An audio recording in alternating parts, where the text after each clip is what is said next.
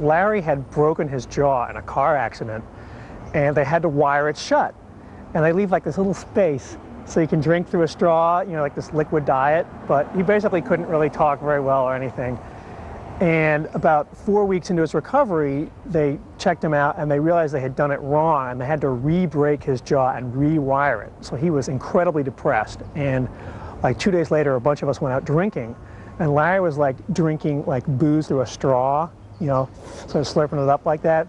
And we're all sort of hanging around talking, and we didn't realize how fucked up he was, because all of a sudden he just goes like that, and this like squirt of barf comes right out between his teeth in a little gap, but most of it stays there. There's nowhere for it to go, and we know what's happening, but no one knew what to say. I mean, and he goes again, and he's really retching. He's like turning bright red, and he's like trying to swallow it back because he's afraid he's going to suffocate, and he tries swallowing it back down, but it's just not working. He starts to puke again. He goes, and finally, you know, he's so afraid that he's just going to die. He goes and like blows all this puke out through his nose, and it was like 4 pukes worth of vomit just streaming out through his nose. And it was, you know, it was a liquid diet he was on, and so there was no chunks in it. And I guess if there had been, he would have died, because they just would have blocked everything.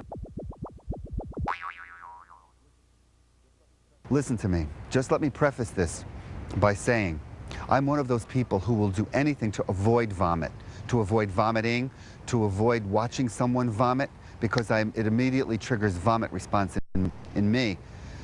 However, I spent most of my life surrounded by vomit, one way or another.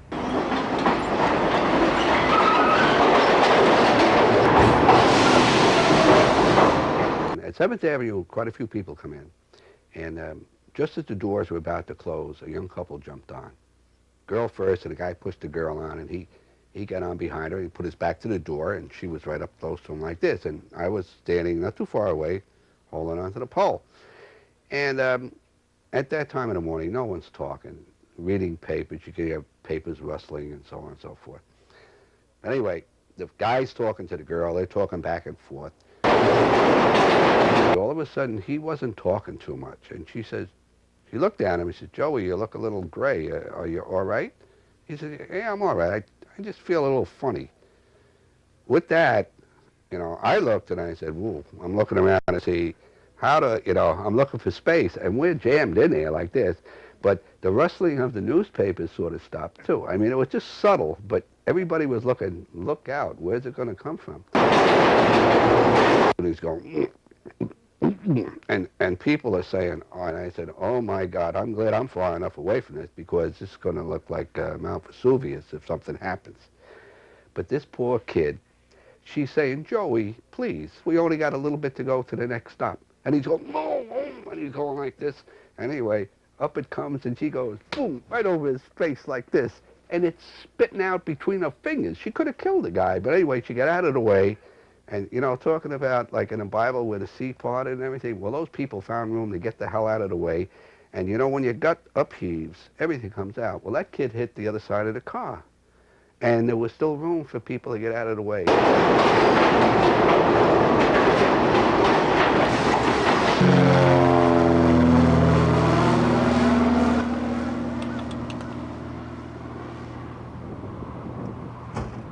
So I'm holding onto the strut, and I'm waiting for him to say go, and I'm thinking, God, this is scary. I don't want to do this. I'm going to throw up. And he said, go. And you let go of the plane, and the plane flies up in the air, and you feel like you're stationary. The parachute opens automatically. You're suspended by your shoulders. You can't get away from yourself. I leaned forward to puke, and my legs swung back in front of me, and I'm now covering myself. I'm just throwing up and hanging in this harness as a guy chatters at me on a one-way walkie-talkie going, Bill, you're looking great. Are you having a good time? Kick your legs if you're having fun. Good job. I get as much fast food as I can possibly. I mean, like the biggest burger at this fast food place and the biggest fries I could get, the biggest Coke. Bring it back to my house, and I'm studying and I'm eating. And I ate it incredibly quickly. I have a habit of consuming foods in large quantities, rapid speeds. Well, within 5 minutes, the question of whether I was really hungry or feeling a little queasy was answered as I bolted to the bathroom. And I'm heaving, or my favorite expression, screaming groceries into the toilet. Not a big deal, you know, everyone's thrown up, but it was a little different this time because when I was finished, my nose felt weird, and I'm touching my nose and I feel something, and it's not what you would normally find in your nose. I'm pulling it out, and it's food. I pulled out like a half of a slice of tomato. It could have been more than a half, I don't know, but it was ridiculous sizes of pieces of food. And either out of the same nostril or another nostril, I'm pulling out a French fry. And the food looked, honestly, it looked like I hadn't chewed it. Look, I'll show you, I have a scar right over here because I was born with a sealed intestine. And what happens is you eat for like 2 or 3 days at a time, and then all the food backs up in your intestine, and it backs all the way up to your stomach valve. And when it gets right about here, your stomach valve spazzes and you projectile vomit just like everywhere. It's really nasty. I was like Rosemary's Baby or something. It was like Satan child. My mom was really freaked out. The bane of all of our existences in first grade was this boy Timmy Yates, who was this sickly little kid with, now I see, an unnatural attachment to his mother. And he would come into class every single day, and this is when, you know, you just have one class and one teacher, and he would come in. Sometimes he would last until lunch period, but definitely he would throw up every single day and have to be sent home. And it was because I don't think he could bear to be separated from his parents. You know, it would just happen in the oddest. You'd think he was doing fine, and then, you know, it would be recess, and you know, in the midst of a kickball game, like all of a sudden, like he would just explode. A friend of mine and I were on vacation in Yugoslavia when there was one, and we were having dinner. We were going out to dinner in Dubrovnik with a couple that we met, an Austrian couple that we met. And we were having a really great time at dinner, just eating and drinking, and mostly drinking. And I was looking at my friend, and he was becoming very peculiar, very quiet, and he started to get a very funny pallor, really strange looking, and I didn't know what was going on, and he wasn't saying anything. And the Austrian couple and I were just going a mile a minute, and my friend was just sitting there, getting more bizarre. His face was changing, and his color, everything was changing. And we're sitting, and now mind you, we have a table full of food, and all of a sudden, he just puts his hand up to his face like this. And I'm looking at him going, what's wrong? And his fingers part, and vomit shoots out through his fingers all over the table, all over the food, the wine glasses, on my shirt. And it just kept coming. He never took his hands down, mind you, but it just kept shooting through his fingers. Finally, he got up and he ran away from the table. The dinner was ruined. Llego a la casa, me sentía muy mal, me dolía el estómago y me puse a dormir, pero no le di importancia. Cuando despierto del sueño, solo siento un dolor en el estómago espantoso, horrible, y grito, ¡mamá, mamá! Entonces mi mamá vino corriendo, ¿y qué tenés? Y yo solo doy la vuelta y ¡pua! La baño a ella, toda de vómito. Entonces me dijo, espérate, espérate. Entonces vino y fue a traer una de esas cosas que nosotros le decimos vacinicas, que me lo puso. Entonces yo solo empecé, bla, bla, bla, bla. Y cuando estaba lleno, dijo, wait, espérate, espérate. Y que salió corriendo para el baño a tirarla. Y yo no podía, entonces hay dos en la casa. Entonces una yo la llenaba, bla, bla, mientras ella iba corriendo al baño y vaciaba la otra. Lo cambiaba, yo llenaba la otra y luego iba y sacaba la otra. O sea, llené como 4 o 5 de esas y yo estaba que ya no podía más, no sé de dónde me salía todo.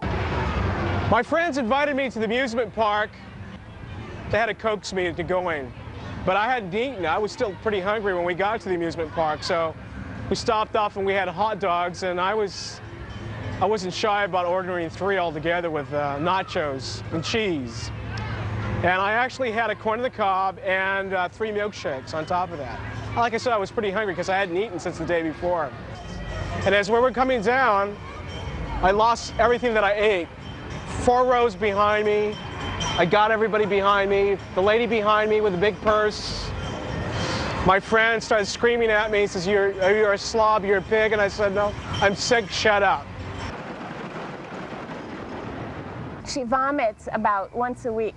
And because she eats grass in the park, and I guess this is what dogs do to cleanse themselves. So What, in the middle of the night, I'll hear this sound that's like, hula, hula, hula, hula. And then it'll be fun, and like as she's making the sound, she's like slowly walking around the apartment, like hobbling around the apartment. It's so sad to see. And then she'll just spew a little bit of grass vomit. I actually have a little pile here that I collected from the floor of our apartment. It's just one of her grass spews. There was a guy in the neighborhood, you know, kind of crazy, and everybody knew it. He was riding his moped, you know, doing wheelies when he was whacked out of his mind. And that night, he ended up flipping off the moped, sliding underneath the car and chopped half his head off. So, you know, he wiggled, he jiggled, all the blood spurting out, it's all over the place. Brains were on the floor. It was gross. At that moment, standing right next to it, was on my leg. I just threw up all over the place. I mean, it just came out. It didn't stop. Vomiting 75 feet underwater is a special experience. And what happens is what happened was I vomited through my regulator, which is the mouthpiece you have in your mouth. And so now I'm vomiting through the regulator, about 3 projectile vomits right through, and trying to clear the regulator so I could breathe, choking on the salt water, choking on the vomit, and all the while trying to hold it together so that I don't lose myself in a current or lose the regulator, trying to avoid other divers who are coming down so that they don't think I'm an absolute wimp. And I'm looking around, and the vomit forms this cloud around you. And that's where chumming the fish comes into play, because what happens is all the fish start zooming in and munching on the chunks that you've just hurled, which is a pretty bad thing, especially when the divers are coming down and they look below them and all they see is this one lone diver kind of floating around, losing control, and there's this cloud around him, and all these fish are coming in and munching out on his chunks. Well, the boat starts to take off, and little boys come into the cabin handing out white Chinese food cartons, okay, to everyone. And I thought, well, I don't know what this is for, so I decided I don't want one. About 15 minutes into the ride, as soon as we lost sight of land, this person in the corner of the deck threw up. And everybody's kind of looking over at that person, and all of a sudden, boom, another person over here, she starts throwing up. And this little kid over here, he starts throwing up.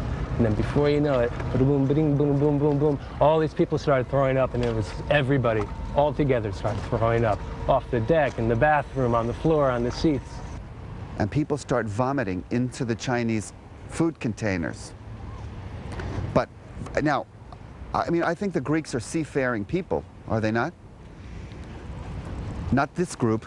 Everyone was just in their own private misery, because I mean really motion sickness is the worst, because the thing that's making you sick is the thing that's trapping you.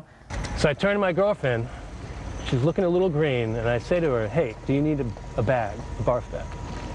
And she says, well, no, but maybe. And then before she can get her words out, this spiral sort of like twisted jerk of the neck just spews vomit in front of everybody in front of us.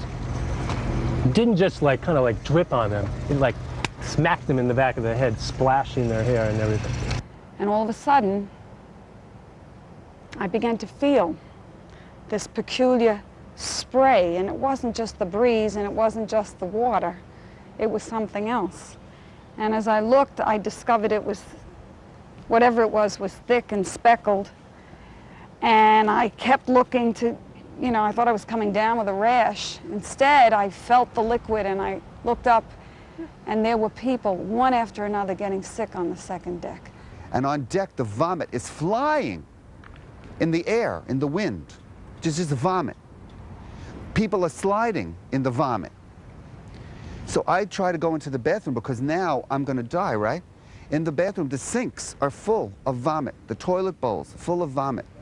I went on every deck, there was vomit. Now I got her throwing up on my right. This woman sits down next to me on my left with her baby, holding it over her shoulder. The kid's throwing up on this woman's shoulder right in front of me. The mother's puking as well.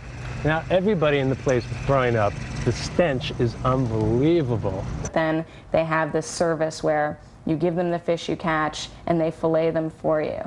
But that just made anyone who hadn't gotten sick up until that point got sick then, because the entire boat just smelled terrible. There are fish heads everywhere. I don't know what they were thinking. I can't imagine that this ever went over well. And I'm just kind of like holding my nose and my breath, trying to gain some sort of inner security. I won't throw up. I'm just trying to, you know, just really get a grasp on my insides. I just have this message going through my head. No, you won't throw up. You won't throw up. You won't throw up.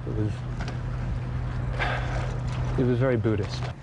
And I'm walking around trying to find a safe haven from the flying vomit, and there's a family, a man, a woman, and 4 or 5 children, sitting down at a long table, having a great time.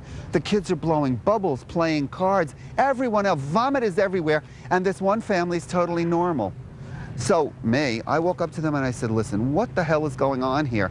I mean, there's vomit everywhere. You can't go outside, you can't go upstairs, downstairs, nowhere. You're sitting here like nothing's wrong. You're the only people not vomiting. She said, oh, because we take this trip all the time. You must eat something sweet. She had bags full of cookies and candy.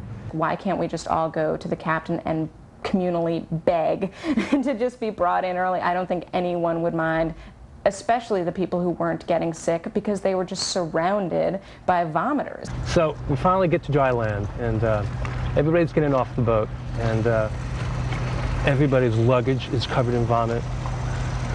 Their ties, their shirts, their dresses, their hair. There's vomit all over the kids, all over the pets, everywhere. And when people say Greece, that's what I think of. Vomit.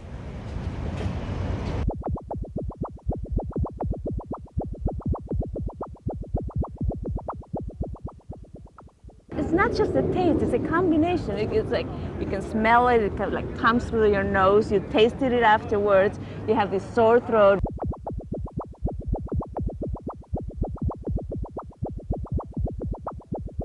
You sweat, you have excessive salivation, your pupils dilate. It's a very big autonomic sequence of events.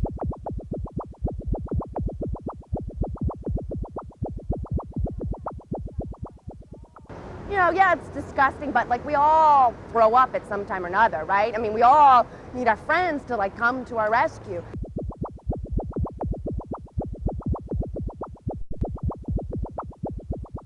The stomach just doesn't throw up, it heaves up. You know when they say he heaved?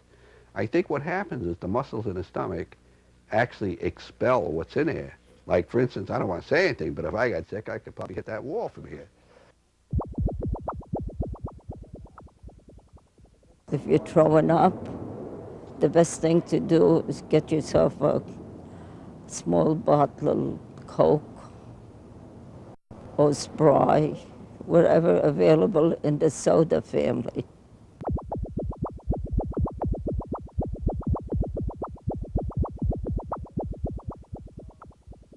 And if you're sick or drunk or dizzy, don't feel bad. Just let your body heave, and the bliss is ineffable. That's about all I can say.